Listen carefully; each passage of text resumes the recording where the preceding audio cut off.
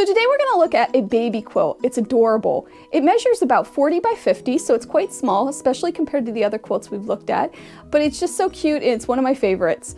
I bought it at an antique shop about 25 years ago, and when I bought it, I just fell in love with it and the chair that it was hanging over. So I bought the chair as well.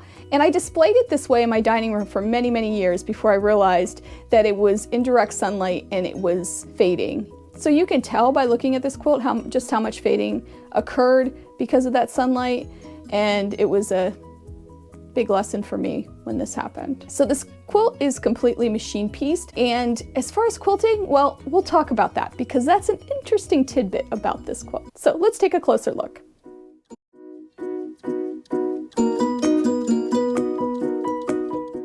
The condition of this quilt is fair. There are a lot of stains and there is a lot of fading, which I talked about before. These may come out with a washing, and maybe I'll get brave and wash it, but I'll explain in a moment why I haven't washed it. There are also a few holes. The binding is lifting up in some places. Some of this could absolutely be fixed fairly easily, but the fading cannot be fixed, unfortunately. So the colors are what make this quilt. The red and white work so well together, especially when you have the solid white and the solid red, and then this wonderful coordinating fabric here. The maker also used the same coordinating fabric on the back, so quite a bit of yardage of fabric that was used for this. It just pulls it all together and it just is a striking quilt with just 3 fabrics. This is made as a quilt in as you go method. So let's first look at the block, which is right here.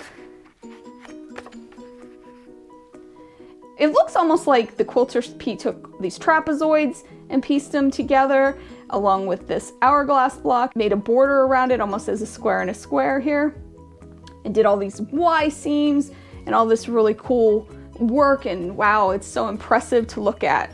However, what the quilter did was made 2 long strips.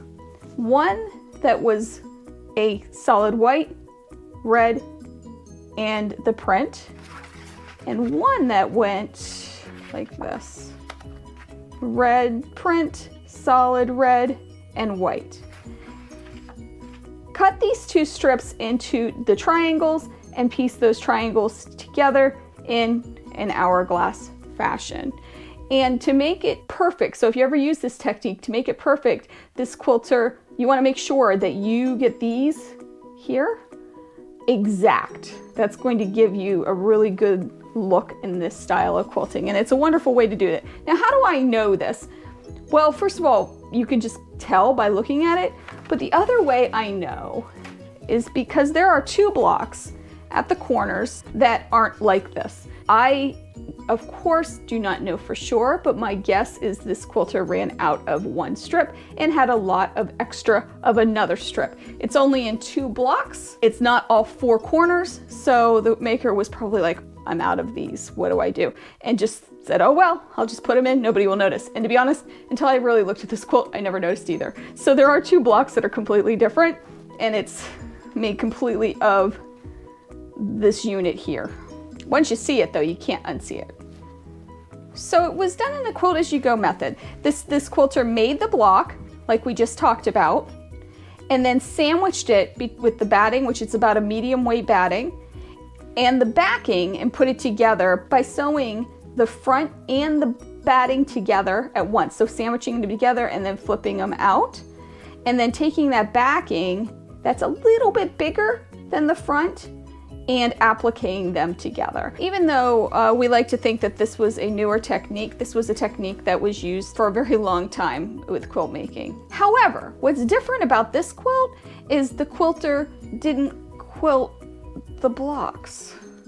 There's nothing holding them together except for those seams. And that is why I haven't tried washing this quilt. I'm a little afraid it's going to fall apart. I could go in and quilt even some straight lines on here, but I don't really want to, mess with the quilt because I kind of like the way it is from when it was made. These quilts always teach us good lessons, right? Well, the first one is a lesson from me. that you need to be very careful about direct sunlight in our quilts. Just be aware of where you're placing it in your home, and if it is in direct sunlight, to be really careful about that, because you can ruin a quilt very quickly, just like I did. The second lesson that I think is important from this quilter is that the effect of quilts with just 3 fabrics. Sometimes we feel like we have to have a lot of fabrics to have a nice color effect, but really we just need those 3 colors. Really makes a stunning quilt.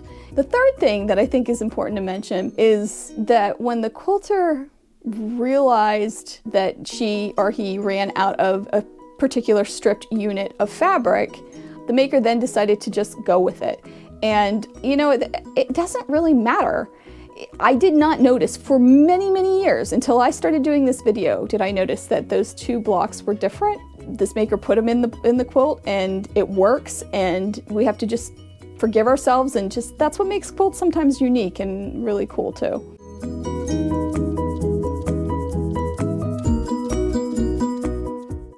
Thank you so much for watching. I hope you enjoyed this quilt as much as I enjoyed sharing it, as always. I hope you learned a lot of lessons from it. And, you know, please just subscribe if you feel so inclined, and give me the thumbs up. I would love that, and I'd love to hear from you. Please also follow me on Instagram. So the Distance is my handle, and I'd love to connect with you and hear about your old quilts as well. If you're interested in finding out how to make this quilt, I made a video. I'll put a link right here of a quick video on how to piece this quilt together using the strip piecing method that I am pretty sure this quilter used to make this quilt. So you can get an idea of how to make that. I'll see you next time. Bye.